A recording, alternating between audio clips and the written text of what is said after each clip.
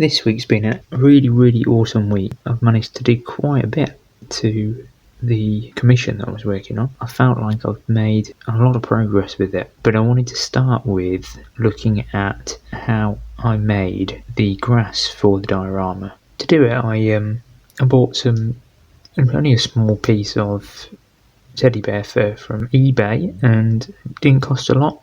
Very cheap to get hold of, a couple of quid. And what I did was cut out the size that I, roughly wanted to work with, and then began to simply throw on different acrylic colours. Now, I used an array of different greens and yellows because I wanted that kind of not a grassy colour, but I wanted to create sort of dead grass effect as well. Now, the base colour for the teddy bear fur is like a honey colour, so that kind of was perfect if it does show through, so that's kind of why I picked that. But as I put the acrylic paints onto the fabric, obviously I needed to kind of work it in somehow. So to do that, I had also bought a comb. Now, I learned quite quickly that if you can comb in one direction with the fabric, similar to a carpet, and in most sort of ways, the material sort of flows in one direction, so that's great for kind of spreading the paint across it. However, it does mean that it's quite difficult to get down to the roots, kind of base of the material, and cover all of your areas. You might be also thinking, why don't you just airbrush it? But it's not as simple as that, because even the airbrush won't get into every thread and every, the base of every piece of that material. So the only way to do it was to comb it in. Now, I kind of started to comb it across in the direction of the fabric, wanted to flow in. But then, when I turned it round, I realised that it doesn't quite cover everything. So I started sort of doing kind of like cutting, almost like I was cutting it with a knife, but with the comb. And this meant that it kind of, it spread the paint, but it didn't kind of throw the material about too much and create a organised mess, which I really didn't want, hence why I'm wearing gloves. In the end, and this cover was like 20 minutes probably of time spent trying to work this in and work different colours in.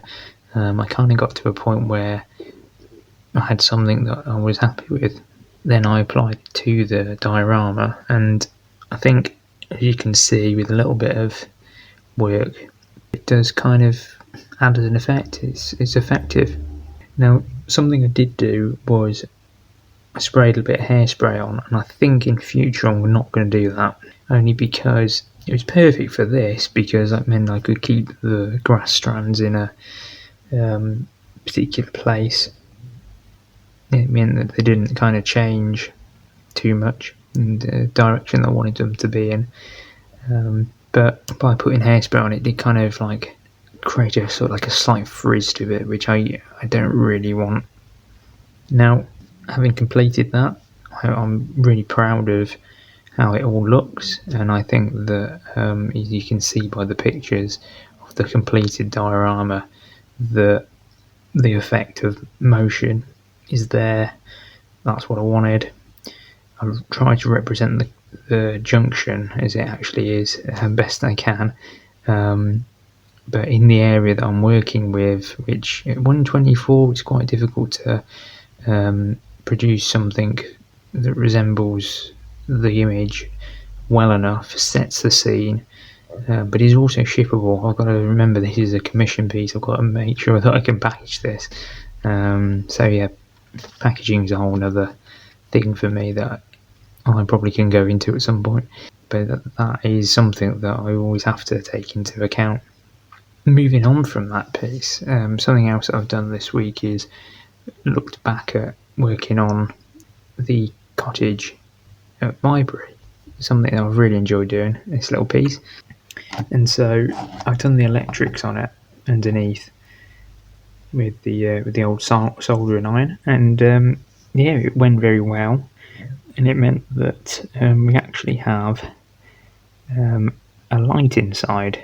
Underneath you've got the button, we've got the battery as well, and I've put some little pegs just so that I can basically press it down on the one edge.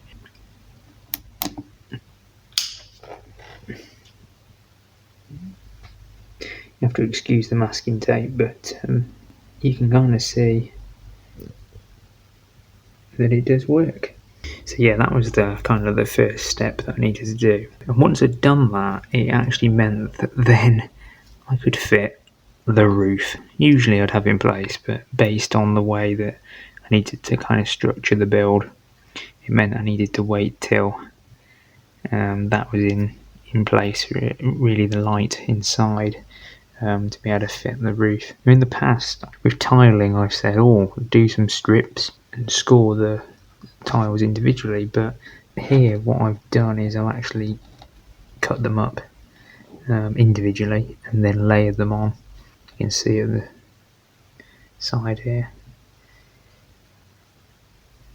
It's a decent effect, really. Got some areas on the ridging to kind of complete yet, but and obviously the back as well. That's something for me to finish. So you can see how I kind of, it's quite good for a before and after actually. You can see how I what I start with, what I attach it to, and yeah, it gives a good kind of base layer for it.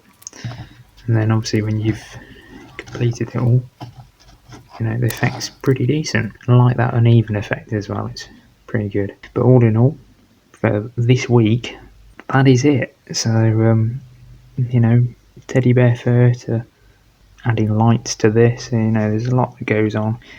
Not to mention I've got not one but two secret projects on the go in the background. The one I'll be able to show you at Christmas, but it's quite a specific thing, but you'd probably like to see some pictures of it anyway.